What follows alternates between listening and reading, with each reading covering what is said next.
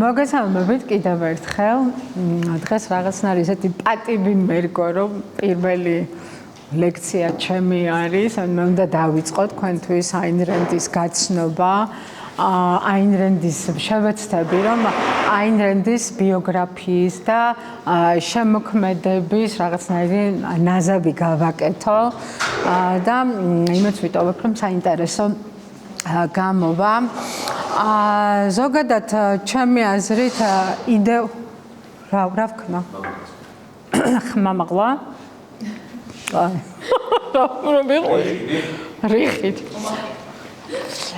იდეოლოგიის მასშტაბურობა და იდეოლოგიის სიძლიერე ჩემი აზრით არ განისაზღვრება მხოლოდ იმითი, როდესაც ამ თუ იმ იდეოლოგიის ავტორი რაღაცა ამ იდეოლოგიაზე ღაღადების პერიოდში თანამოაზრეებს მიიზიდავს. იდეოლოგიის მასშტაბურობა განისაზღვრება ალბათ უფრო მეტწილად იმითი, როცა შენ იქ აღარ ხარ და შენს ადგილს სხვა აგრძელებს, შენს იდეოლოგიას სხვები ავრცელებენ, სხვები საუბრობენ და იზიარებენ და ჩემი აზრით აინ რენდის მოძღვრებამ შედეგი დადო, დღეს ჩვენ შევიკრიბეთ და შევიკრიბეთ იმისთვის, რომ ერთმანეთს გავუზიაროთ, ერთმანეთს გავაცნოთ ჩვენი მხრიდან, ჩვენი ცენტრის მხრიდან, რომ მოხდეს ამის გაცნობა, თქვენთვის გაზიარება, იმ საინტერესო მომენტების, იმ სიღრმეებში შევეცადოთ ჩასვლა, რასაც აინ რენდის შემოქმედება და აი მომხიბლელობა ქვია, რაც აი ამ რაღაცნაირი ორიგინალურ ქალბატონს ახასიათებს და აქვს. თქვენ რომ მე შემეკითხოთ, რომ ერთი ფრაზით როგორ დაახასიათებდი სრულად აინ რენდის შემოქმედებას, მე ვიტყოდი ასე, რომ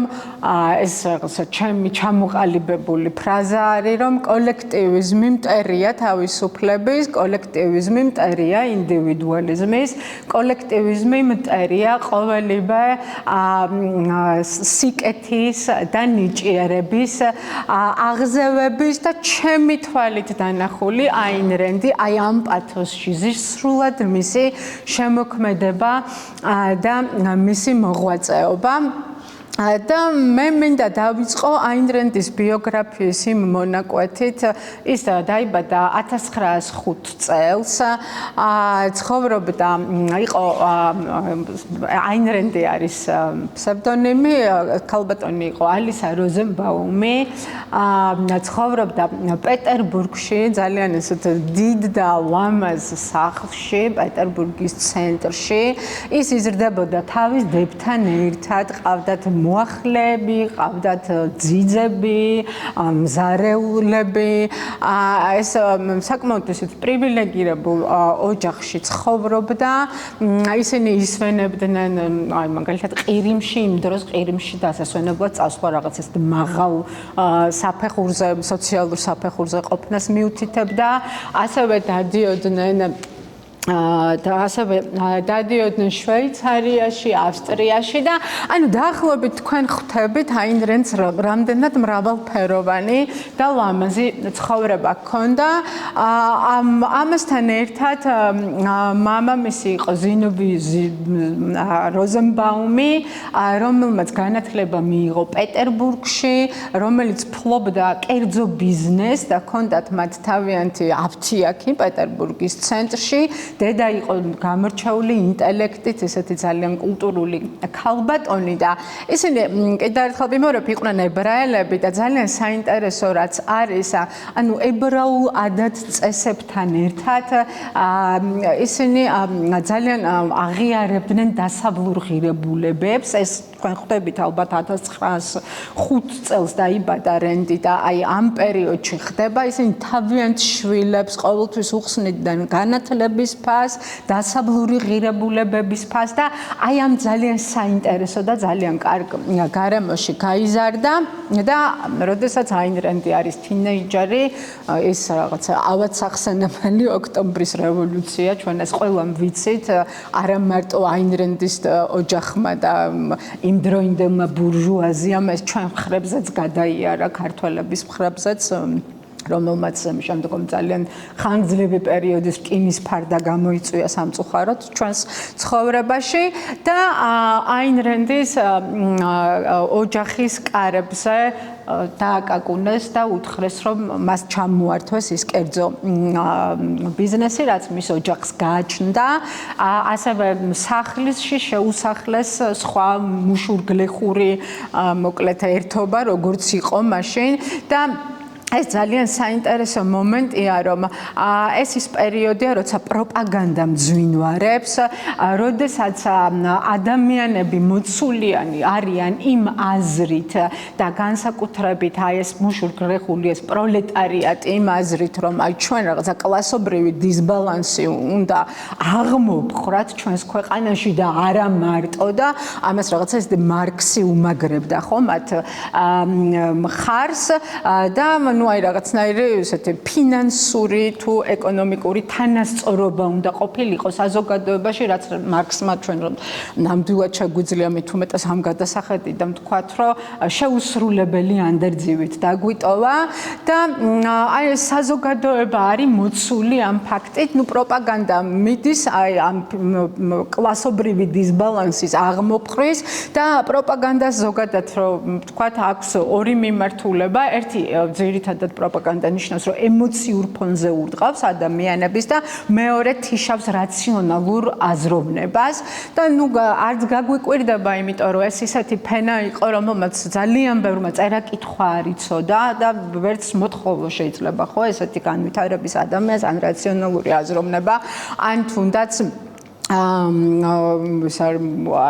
ემპათია აი იმ შრომის და იმ წვალების მიმართ, რაც თუნდაც მაგალითად აინ რენდის ოჯახის მაგალითზე რო ავიღოთ და ანუ რატო ხსნიან ფაქტს, რომ რენდი ამ დროს არის თინეიჯერი და ამ თინეიჯერი გოგო, რომელმაც ანალიზი გააკეთა, რომელმაც თინეიჯერობის ასაკში მან დაინახა, რომ ამ პროპაგანდის უკან იდგა იმპერიალისტური სულისკვეთება, ამ პროპაგანდის უკან იდგა მასების კონტროლის სურვილი, ხო? აი ძალიან შთამბეჭდავი მისი გონიერების მასშტაბები ამ შემთხვევაში ის გაოცდა, რომ აი მამა, რომელმაც ისწავლა, მამა, რომელიც შრომობდა ბიზნესის შექმნა, პაციენტებს ეხმარებოდა, აი ესეთ რაღაცაც კი აქვს ნათქვამი, რომ აი მამა ჩემი პაციენტი და აი ამის შესაძლებლობა მამას ჩამოართვეს და მამას მოუკლეს და ნუ ამ ოჯახმა გააგრძელა ცხოვრება ისე როგორც ყველა ბურჟუა და აინ რენდი გახდა უკვე ის დრო მოვიდა, როცა აინ რენდი გახდა სტუდენტი, მას ყოველთვის ჰქონდა წერისადმი მიდრეკილება, ძალიან აინტერესებდა ფილოსოფია და ფილოლოგიური მიმართულე ლიტერატურა და ფილოსოფია, ამ მიმართულებით ჩააბარა კიდეც და ნუ შეიძლება ეხლა რაღაცა ცოტა ისე ირონიულად აჯღერს, მაგრამ ერთადერთი კარგი იმ პერიოდში რაც მოხდა ეს იყო, რომ ნებისმიერ ადამიანს ამ რევოლუციის შემდეგ მიეცა უმაღლესი განათლების მიღების საშუალება, რაც მანამდე პერიოდში არა მხოლოდ ესეთი მაღალი რანგის წარმომადგენლებს შეეძლოთ უმაღლესი განათლების მიღება და ნუ რენ სხვადასხვა ფენის წარმომადგენელი ჯგუფელები ყავდა და როდესაც აინ რენდის სტუდენტობას ვეხებით, მე აი ვერაფრით ვერ ავუვლი გვერდს მის ნაწარმოებს, რომელიც უკვე მან ამერიკაში ემიგრაციის პერიოდში დაწერა. ეს არის ნაწარმოები ჩვენ ცოცხლები და ზუსტად ასახავს სტუდენტი გოგოს ცხოვრებას. ჩვენ ცოცხლები თვითონ რენდი რატომღაც არ აღიარებდა, რომ ეს ავტობიოგრაფიული ნაწარმოები იყო, მაგრამ თქვენ თუ ჩვენ ცოცხლებს წაიკითხავთ ამ ნაწარმოებს, თქვენ დაინახავთ, რომ ეს არის ავტობიოგრაფიული ნაწარმოები და ზუსტად აი ოქტომბრის რევოლუციის პერიოდის აღწერა მიდის და ძალიან საინტერესო პროტაგონისტი არის ანდრეი. ზოგადად რენდს ერთ წუნს უდებენ ხოლმე, რომ რაღაცნაირად მის ლიტერატურაში მას შავით და თეთრით აქვს თვითონ დაყობილი პერსონაჟები. ყველა ანტიგმირი არის რაღაცა ცოტა უშნო, ან გარეგნულად ესეთი ცუდი შესახედავი, ან ძირითადად გაუნათლებელი, უინტელექტო, არარაციონალური აზროვნები. მიღებით და ყველა მისი გმირი არის სიმპათიური, სექსუალური, მომხიბვლელი, განათლებული და ნუ აი ამ ფაქტს მას რაღაცა ბრალსდებენ ხოლმე რომ ამბობენ რომ ეს არ არის ლიტერატურული ხელოვნება და აინ რენდი იდეოლოგიის მწერალი არის და აი მხოლოდ მან იწყებს და იცის რითი ამთავრებს და ნუ აი თითქოს რაღაცა ხელოვნება და ლიტერატურა ნიშნავს რომ შენ წერას იწყებ და აი არასდროს არ იცი სად გაგიტაცებს და რომელ გმირს და პერსონაჟს როგორც დაახასიათებ რაშიც მე პირადად როგორც მკითხველი მის მომხიბვლელობას და იმ იდეოლოგიას, რასაც მე ის მაძლევს, აი ზუსტად ეს დაყოფა და აი ესეთი მკვეთრი დიფერენცირება სცენს ჩემს შემთხვევაში ასე არის და ერთადერთი ნაწარმოებია, სადაც ანდრეი არ ყავს აი ესე დაყოფილი. ანდრეი არის კომუნისტი და ნუ უკვე რენდის მკითხველისთვის უკვე ნათელი უნდა იყოს, რომ ძალიან ცუდი ადამიანი უნდა იყოს, უშნო უნდა იყოს და ასე შემდეგ. არა, ანდრეი არის კომუნისტი, ანდრეი არის საკმაოდ ესეთი მომხიბვლელი და სიმპათიური და ეს რატომ მოხდა? ეს იმიტომ მოხდა, რომ რაღაცა როდესაც ეს რევოლუცია მოხდა და კომუნიზმი შემოვიდა და ნუ გაწითლება მოხდა საბჭოთა კავშირის ქვეყნების და რუსეთის და სხვადასხვა ქვეყნების, თავიდან იყვნენ ადამიანები მართლა იყვნენ, რომლებიც ჯეროდათ, რომლებიც აი გულწრფელი იდეალისტები იყვნენ და აი რასაც აკეთებდნენ იმის ჯეროდათ, რაც ნელ-ნელა შეცოტავდა მათი რიცხვი და საბოლოოდ მიიღო იმ ტირანიის და იმ ბოროტების სახე, რა ბოროტებაც საბოლოო ჯამში საბჭოთა კავშირი ჩამოყალიბდა და ანდრეი მას აი ამ პერსონაჟად ყავს გამოყვანილი, რომელსაც მართლაც ჯერა იმისი, რასაც აკეთებს, ჯერა პროლეტარიატი, ჯერა მარქსის და ჯერა იმისი, რომ შესაძლებელია, რომ აი ბედნიერი რაღაცა ხანა დადგეს ერთხელაც დედამიწაზე, სადაც კომუნიზმი რაღაცა გამარჯვება და წინსვლა იქნება, რაც ნაწარმოებშივე საბოლოო ჯამში ისე არ ვითარდება, როგორც საჭიროა და აი ძალიან ეს არის, აი აინ რენდის აი ეს ტრამვა და ეს განცდები თუ გინდათ თვითონ მისი პირადი განცდები დაინახოთ, აუცილებლად უნდა წაიკითხოთ ჩვენ ცოცხლები. ნუ აინ რენდი სტუდენტობის პერიოდში გაეცნო ფილოსოფიას, ნუ რა თქმა უნდა, ხა თქვენ ხვდებით, რომ ძირითადად აქ მარქსი იყო, ხო, აქცენტი მარქსი იქნებოდა, ნუ ყველა ჭრილში წარმოდგენილი, მაგრამ მან მაინც მოახერხა და გაიცნო, წაიკითხა ნიცშე, კანტი, არისტოტელე და ნუ სხვადასხვა ფილოსოფოსები, რამაც მისი რაღაცნაირი აი ეს ანალიტიკური უნარი გაამდიდრა და აინ რენდის აი ამ მონაკვეთს, როცა ის ფილოსოფიას ეცნობა და მას შემდეგ უკვე არამხოლოდ სტუდენტობის პერიოდში ძალიან საინტერესო ელფერი აქვს იმ კუთხით, რომ მან რაღაც თავისი დასკვნები გააკეთა, რაც შემდეგ უკვე ობიექტივიზმში ასახა მის ფილოსოფიურ მოძღვრებაში. და ეს დასკვნები იყო, რომ აი თქვენც შეიძლება დამეთანხმოთ, რომ აი მაგალითად ეგზისტენციალიზმი გვეუბნება, რომ ჩვენ გადაგდებული ვართ რეალობაში, აი ეგზისტენციალისტები გვეუბნებიან, რომ აი ღმერთი არ არსებობს და ვაი რომ ღმერთი არ არსებობს, იმიტომ რომ ჩვენ მარტო ვართ. იქ მაგალითად კანტი განსაკუთრებით მორალზე გვესაუბრება ხაზგასმით, იქ ნიცშე გვეუბნება, რომ ღმერთი მოკვდა და ღმერთი ჩვენ მოვკალით. ანუ ფილოსოფიას ეხა მარტო აი ესეთი ნიჰილისტურ ჭრილში მე ხარ რაღაცა აი ეს რთული მხარეები დაგანახეთ. რა თქმა უნდა ეს ასე სრულად არ არის, მაგრამ ანუ ფილოსოფიის გარკვეული წილი, პროცენტული და მაღალი წილი არის აი რაღაცა ძიება მუდმივი და რაღაც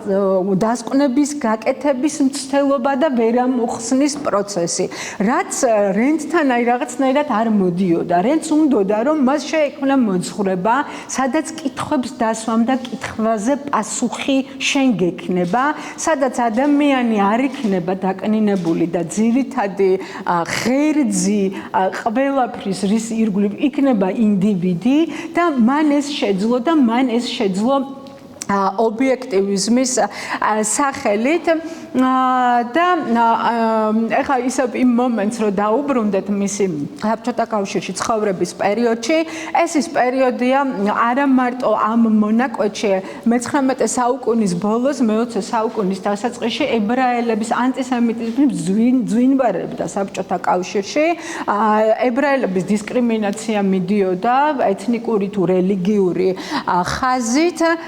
და ძალიან დიდი დიასპორა წავიდა ამერიკაში ემიგრაციაში წავიდნენ ებრაელები და ამის ფონზე საბჭოთა კავშირამდე პერიოდშიც იყო ეს პრობლემა და იმდენ პრივილეგირებული ოჯახი იყო რენდის ოჯახი რომ მათ ეს პრობლემა არ ქონია და მათ ის მდგომარეობა არ იდგა მათი რეალობა რომ ისინი ემიგრაციაში წასულიყვნენ და სტუდენტი რენდი ერთხელაც სახლში მოდის და მისი ოჯახი ჩიკაგოდან იღებს წერილს მათი ნათესავი რომელიც ემიგრაციაში იმყოფებოდა ამერიკაში და ის იღებს წერილს და საერთოდ რენდის საიდან ჩამოუყალიბდა ეს აზრი რომ ის ამერიკაში წასულიყო ეს არ იყო ლიტერატურიდან წამოსული გაგიკვირდებათ და იმ პერიოდში როდესაც ეს ქალბატონი პეტერბურგში ცხოვრობდა მაშინ აძლევდნენ კომუნისტები იმის საშუალებას რომ ამერიკული ფილმები ენახათ და რენდი უყურებდა ჰოლივუდურ ფილმებს, სადაც დაინახა და აღმოაჩინა ამერიკა, დაინახა და აღმოაჩინა ამერიკა ქვეყანა თავისუფალი, რომლის იდეოლოგია დგას სიცოცხლის უფლებაზე, რომლის იდეოლოგია დგას კერძო საკუთრების უფლებაზე, თავისუფლების უფლებაზე და ის აღფრთოვანდა ამ ქვეყნით და აი რაღაცა ძალიან ესეთი დაუოკებელი წყურვილი და სურვილი გაუჩნდა რომ წასულიყო და რაც დაემთხვა რომ ამ დროს ჩიკაგოდან მისი ოჯახი იღებს ამ წერილს და მან გადაწყვიტა რომ ამერიკაში წასულიყო და მან დახვალთაშორის დაითანხმა თავისი ოჯახი იმიტომ რომ თქვენ ახლა შეიძლება ამ გადასახედიდან გიკვირთ რატომ შეიძლება თქვა ოჯახისგან წინააღმდეგობა წამოვიდეს მაგრამ ეს ის დრო არის როცა შენ იცი რომ შენ ამერიკაში წახვალ და იქიდან ვერასდროს ვეღარ დაბრუნდები შენს ოჯახის წევრებს ვერ ნახავ და კიდევ ის მომენტი, კარგი მომენტი დაემთხვა, რომ ანუ როცა ემიგრაციაში რენდი წავიდა, მაშინ აძლევდნენ საბჭოთა კავშირში იმის უფლებას, რომ თუ გინდოდა წასვლა, შენ გეწო წასულიყავი, რაც შემდეგ ეს აიკრძალა და ჩაიკეტა სრულად და ეს რაღაცა ესეთი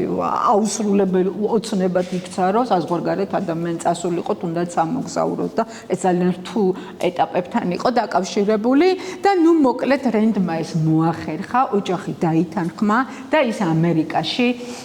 წავიდა, ჩაჯდა გემში და წავიდა ამერიკაში და კერძოდ ჩავიდა ჩიკაგოში, სადაც მას დახვდა თავისი ნათესავები და ანუ ეხლა აღსანიშნავია ის მომენტი რომ ჩადის გოგო ამბიციური გოგო რომელმაც ინგლისურიც კი არ იცის კარგად წირიცოდნა ენის აქვს საოცარი რუსული აქცენტი ну რასაც საუბრობს ეს გამოხატული რუსული აქცენტით საუბრობს და ის ჩაბიდა ამერიკაში და მან იცოდა რომ იქ მას უნდა თავისი სათქმელი ეთქვა. აი გაგიკვირდებათ და აი ამ ამბიციით წავიდა ის ამერიკაში, მას მისი შესაძლებლობების სჯეროდა. და კიდე საინტერესო ის მომენტი არის, რომ შეიძლება ბევრმა იფიქროს, რომ აი ამერიკაში რო წავიდა, მან რაღაცნაირი მეტამორფოზა განიცადა, ფსიქოლოგიური თუ იდეოლოგიური. რენდი ამერიკაში წავიდა მომზადებული, რენდი წავიდა ამერიკაში თავისი ხედვებით და თავისი ხასიათით და თავისი ინდივიდუალიზმით. ჩიკაგოდან წავიდა ჰოლივუდში და ჰოლივუდში დაიწყო სცენარების წერა. ამ სცენარებს აგზავნიდა სხვადასხვა რეჟისორებთან და სხვადასხვა შორის კასტინგებშიც მონაწილეობდა და მისი პირველი პროფესია იყო, ну, რა თქმა უნდა, მეორად როლში აიყვანეს, მაგრამ მისი პირველი სამსახური ამერიკაში იყო ის მსახიობობა, თუ როგორ თქვა, ხო? ну, აი, მეორადი როლი. და ჰოლივუდში მოღვაწეობასაც ვერ დაარქმევ, ხო, აი, ყოფნის დროს, როცა იცდილობს თავის დამკვიდრებას, მაგრამ რაღაცნაირად შეეცადა რომ რაღაცა კონკრეტული ნეტვორკინგი შეექმნა და რაც მთავარია მან გაიცნო თავისი მეუღლე ფრანკ ოკონორი ძალიან სიმპათიური, ძალიან ესეთი მომხიბვლელი მამაკაცი, რომელიც ასევე მეორად როლში გადაიღეს ერთ-ერთ ფილმში, მაგრამ ის პროფესიით მსახიობი არ იყო. ის იყო პროფესიით მხატვარი. ძალიან ინტელექტით გამორჩეული ადამიანი და აი შეგვიძლია ძალიან თამამად ვთქვათ, რომ მათი ქორწინება შედგა. მათი ქორწინება შედგა იმიტომ, რომ აინ რენდისთვის თავისი მეუღლე იყო საკმაოდ დასაყრდენი ადამიანი და თანაზიარი და გამზიარებელი იმ ფილოსოფიისა და იმ მოძღვრებისა, რა მოძღვრებასაც აინ რენდი ეტაპ-ეტაპ ანვითარებდა. აინ რენდი არ იყო ტიპიური მეუღლე. ის იყო უფრო აი როგორ ვთქვათ ცოტა ხისტი ხასიათის ქალბატონი იყო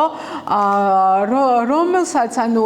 ძირითადად ჩვენ შეგვიძლია ვთქვათ ხო ქალს და მამაკაცს შეიძლება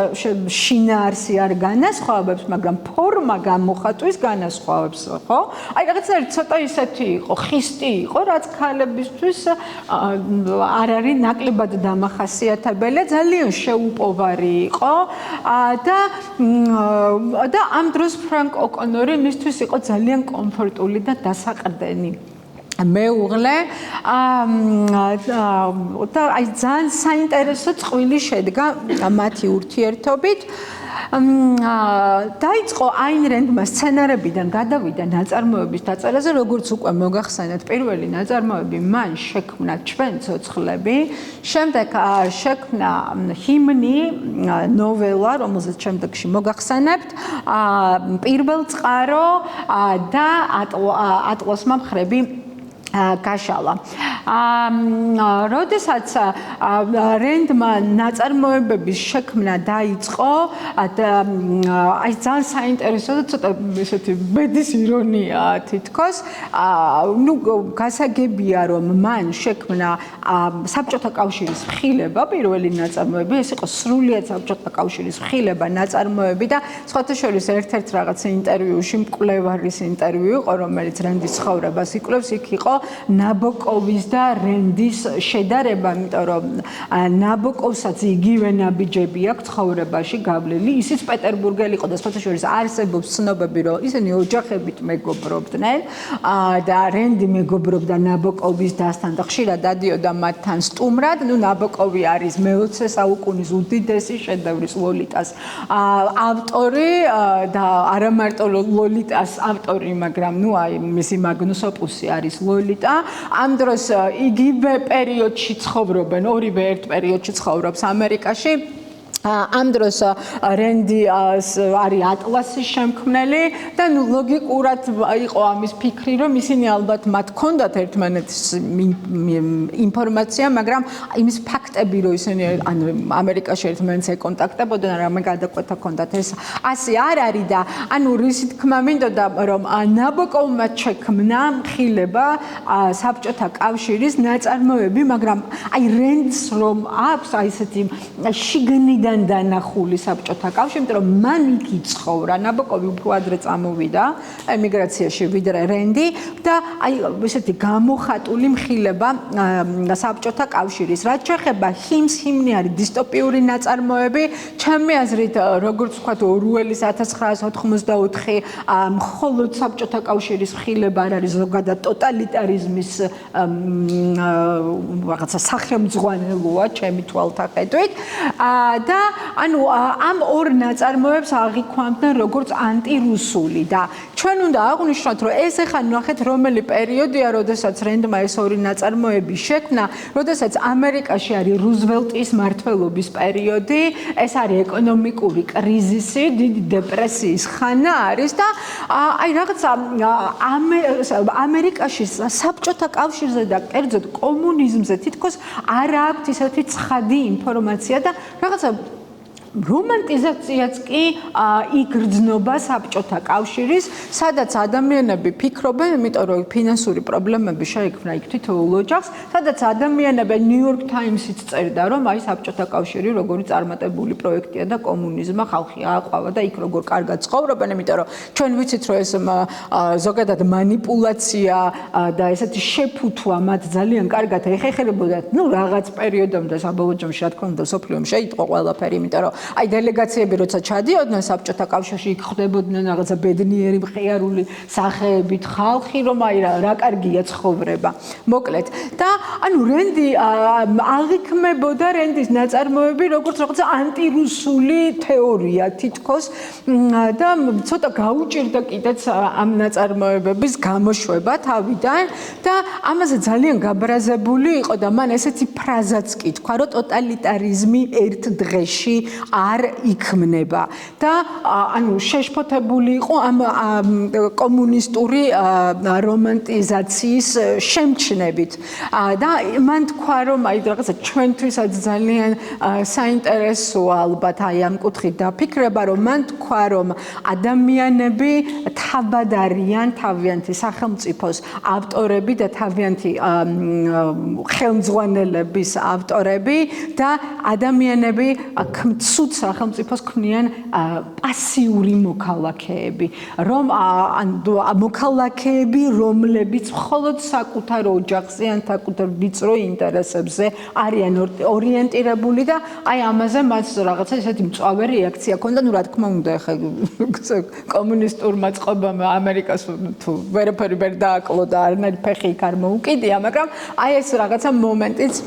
არსებობდა და მოკლედ მან გამოსცა თავისი ნაწარმოები და პირველი პოპულარობა და აი მასზე როგორც მწერალზე საუბარი როცა უკვე შედგა და დაიწყო ეს იყო პირველ წყარო. ჩვენ აი ძალიან მნიშვნელოვანი მომენტია რენდის ბიოგრაფიაში, მან შემოიკრიბა ირგვლივ თანამოაზრეები და ჰქონდათ ესეთი სალონური საუბრები, იკრიბებოდნენ რენდთან, ამ თანამოაზრეებს შორის იყვნენ ინტელექტუალები, ხელოვანები, ასევე იყვნენ ესეთი ახალგაზრდა პოლიტიკოსები და ძალიან ესეთი კარგი სალონური საუბრები იმართებოდა, სადაც ეს ადამიანები იყვნენ რენდის აზროვნებით აღფრთოვანებული, რენდის მოსაზრებებით, რენდის ფილოსოფიით, ასევე იყო ფრენკ ოკონორის ძმაც მათ შორის და როდესაც და ძალიან ესეთი ცინიკური სახელი ერქვა მათ ერთობას, ეს იყო ერქვა კოლექტივი. და ნუ ეს რაღაცა ესეთი იუმორნარები, სარკაზმი იყო, იმიტომ რომ ქალმა რომ მთელი თავისი მოღვაწეობა კოლექტივს ბრძოლაში გაატარა, ამ შეკრებას მათ დაარქვეს კოლექტივი, ნუ ესეთი ხუმრობანარევი მომენტი იყო ეს და ჩვენ ვერ ავწდებით იმ ფაქტს, რომ მის ცხოვრებაში იყო კიდე ორი მთავარი მამაკაცი, ეს იყო ნათანიელ ბრენდონი და ეს იყო ლეონარდ პეინკოფი, რომლებიც იყვნენ ესე იგი ამ კოლექტივის წევრი. ნათანიელ ბრენდონი გახდათ ფსიქოლოგიის სტუდენტი, ახალგაზრდა ესეთი ბიჭი, რომელიც იყო რენდით აღფრთოვანებული, რენდით იყო აღფრთოვანებული როგორც მოაზროვნით, რენდით იყო აღფრთოვანებული როგორც ანუ მისი ხასიათის შტრიხებით და რენდით იყო აღფრთოვანებული როგორც ქალით. და ნათანიელ ბრენდონმა და ლეონარდ პეინკოფმა ის წვლილი შეიტანა აინ რენდის შემოქმედებაში, რომ მათ რაღაცნაირად ჩარჩოში მოაქციეს რენდის მოძღვრება. ხო, აი რაღაცა რენდი ამას ანვითარებდა, წერდა კიდეც ობიექტივზე, მაგრამ მათ უფრო რაღაც დაეხმარებოდნენ რენდს და რენთან ერთად იკვლევდნენ და წერდნენ ამას, რომ რაღაცა გარკვეული ჩარჩოები მისცეს ობიექტივიზმის ეთიკა, მეტაფიზიკა, თქვათ რაციონალური ეგოიზმი და აი ამ ჩარჩოში მოაქციეს და ნუ არსებობს ცნობები, რომ ნათანიელ ბრენდონს და რენს კონდათ რომანი და ნუ რაღაცა ეს რომანი ოღონდ არ იყო დახურული ასეთი იდეოლოგიური თანხwebdritt და ესეთი რომანი იყო რომელიც ამ რომანის შესახებ იცოდა როგორც ბრენდის ქმარმა ასევე ბარბარა ბრენტონმა ნათანიელ ბრენტონის მეუღლემ და საბოლოო ჯამში ეს ურთიერთობა დამთავრდა დასრულდა იმით რომ ნათანიელ ბრენტონმა რენს უღალატა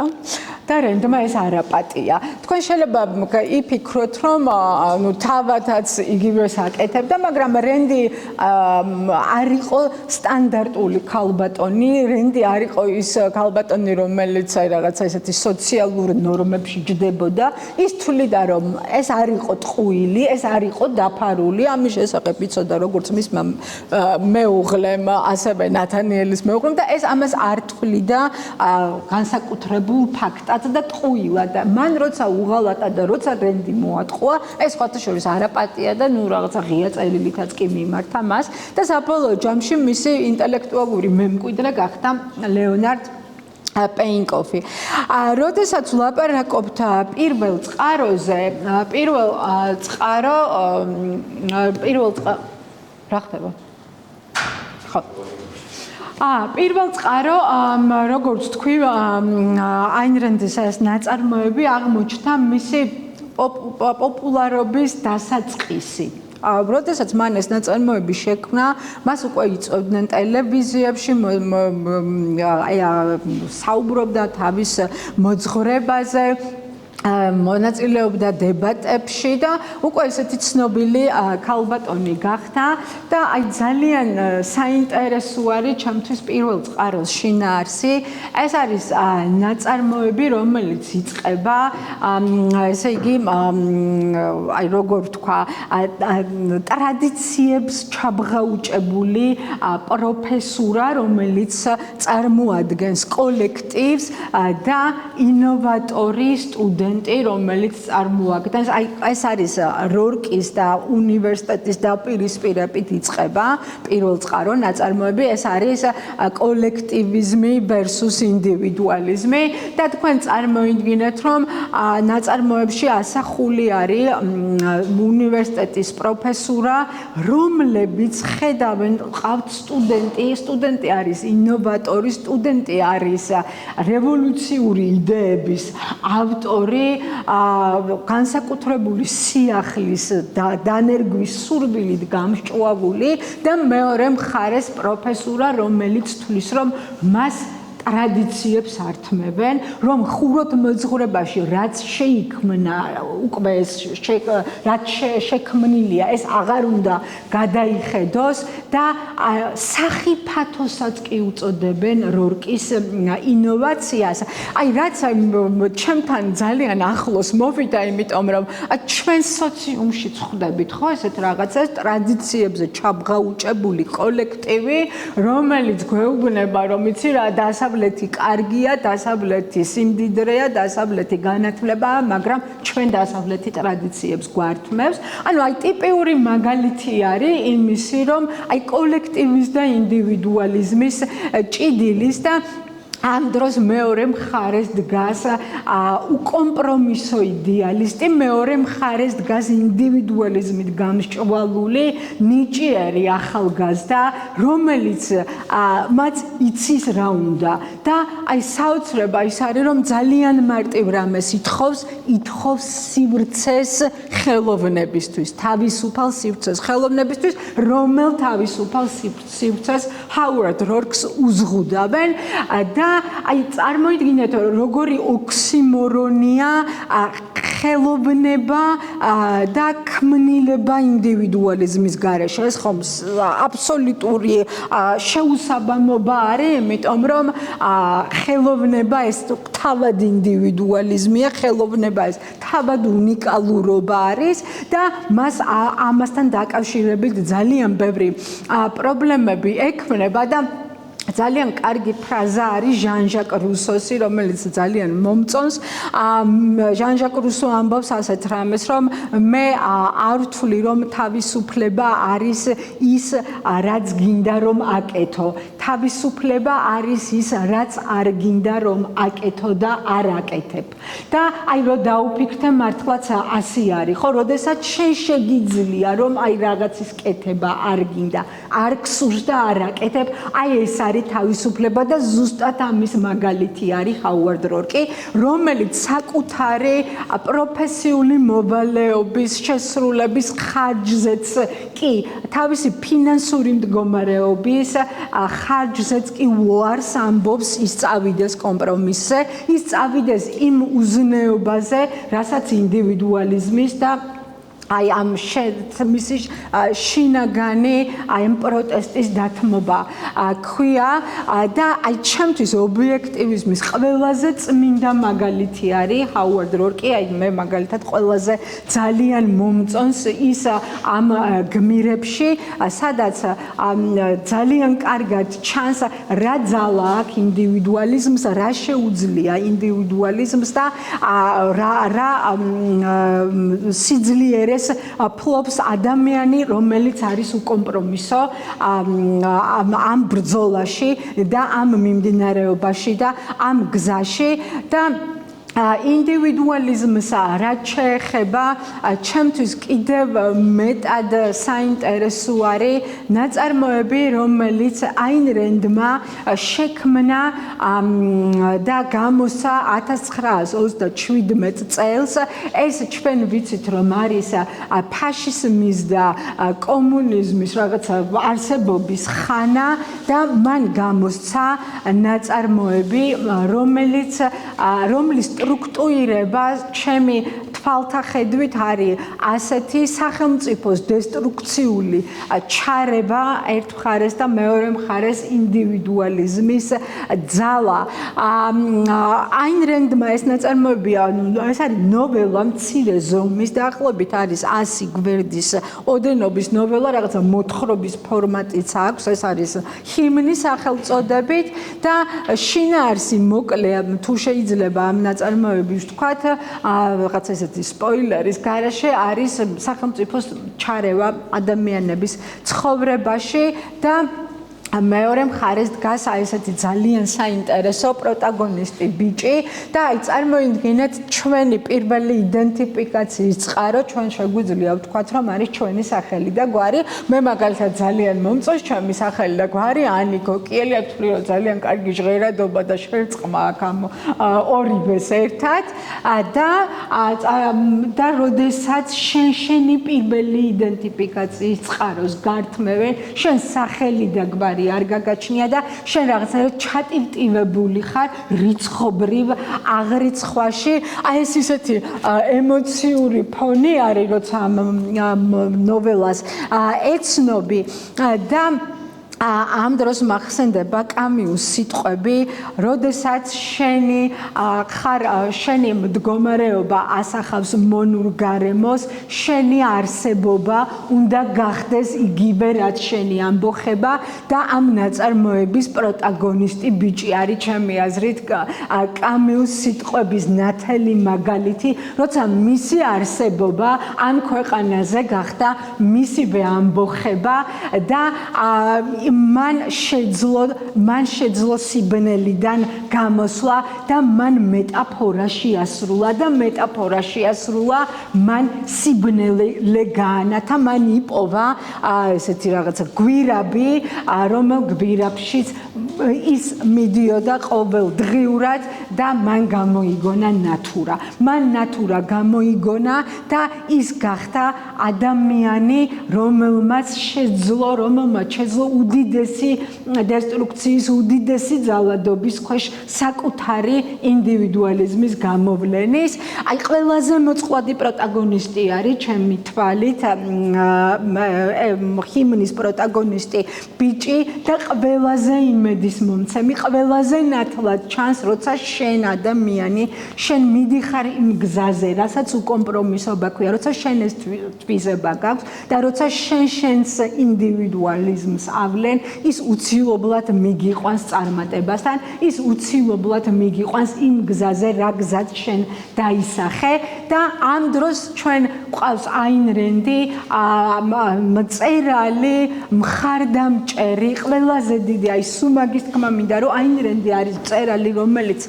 თითოეული ჩვენთაგანის მხარდაჭერი შეიძლება გახდეს, ეს არ არის ცარიელი კითხვის სიტყვები. მე თქვენ გაძლევთ პირობას იმისა, თქვენ თუ სიღრმისეულად აინრეთ შეისწავლეთ, ის თქვენი ვირტუალური მეგობარი გახდება, იმიტომ რომ ლიტერატურაში, ჩემთვის ლიტერატურა უცხო არ არის, მაგრამ ამ დონის მხარდაჭერობა და ამ დონის მეგობრობა, რასაც აინ რენდი გთავაზობთ, ნაკლებად თუ მოძებნით, აინ რენდი არის პერსონა, რომელიც აღიარებს ადამიანს, აინ რენდი არის პერსონა, რომელიც აღიარებს გონის სიძლიერეს, ინდივიდის სიძლიერეს, აი ცალკე აღებული ინდივიდის მხარდაჭერი არის და ჩემს წარმოსახვაში აინ რენდის ფილოსოფია არის ფილოსოფია, რომელიც სოკრატეს ცნობილ სიტყვებთან არის პაექრობაში, რაღაცა ვირტუალურ პაექრობაშია ჩემს გონებაში, მე მაქვს ხოლმე ესეთ წარმოსახვები და ფრაზა, რომელიც ამბობს, რომ მე ვიცი რომ არაფერი არ ვიცი, იმიტომ რომ ჩვენ შეგვიძლია ვთქვათ რომ სოკრატემ შეიძლება ეს ძალიან დიდი თავმდაბლობის ქვეშ განაცხადა, იმიტომ რომ სოკრატემ თუ არაფერი არ იცოდა ჩვენ რაღა უნდა ვთქვათ, ხო, ვთქვათ შეგვიძლია ამ ხრივაც განვავითაროთ ფილოსოფია, მაგრამ არა თავმდაბლობა აინ რენდთან თქვენ თავმდაბლობას ვერ ნახავთ, დიახ, აინ რენდი არის პერსონა, რომელიც გონივრულ აროგანტულობაში არსებობს, რომელიც მოგვიწოდებს იმისკენ, რომ ვიყოთ რაციონალურ ეგოიზმში. რაციონალური ეგოიზმი არის მისი ეთიკა, რაზეც დგას. თქვენ არ იფიქროთ, რომ რაციონალური ეგოიზმი ეს არის რაღაცა მე ეგოიზმი ვიქნები და ყველაფერი კარგად იქნება. არა, რაციონალური ეგოიზმი ეს არის პასუხისმგებლობა, რაციონალური ეგოიზმი არის შენი ცხოვრების, შენს მხრებზე და შენს თავზე აღება და თქვენ უნდა იცოდეთ, რომ თქვენ ყავთ მწერალი სახით, რომელმაც შექმნა ლიტერატურა არა პრობლემის გამოჩენით პესიმისტურ ჭრილში, არამედ განავრცო ოპტიმიზმი, მან დაგვანახა თავისი ლიტერატურით არა ინდივიდუალიზმის დეფიციტი საზოგადოებაში, არამედ ინდივიდუალიზმის განვრცობა. ის არის მწერალი, რომელმაც დაგვანახა არა თავისუფლების შეზღუდვა, არამედ ადამიანის აღიარება, ადამიანის თავისუფლების განვრცობის, არ ვიცი, აი უკიდეგანო შესაძლებლობა დაგვანახა და მოგცა და მე გირჩევთ, რომ თქვენ გაიცნოთ აინ რენდი და მე გაძლევთ პირობას, რომ თქვენ ამ მისი ფილოსოფიიდან დაინახავთ და აიღებთ ძალიან დიდ ინფორმაციას იმისა, რომ თქვენ შეძლოთ კომფორტულად, ბედნიერად და ლაღად სვლა თქვენი წარმატების გზაზე. დიდი მადლობა თმენისთვის და მსმენისთვის.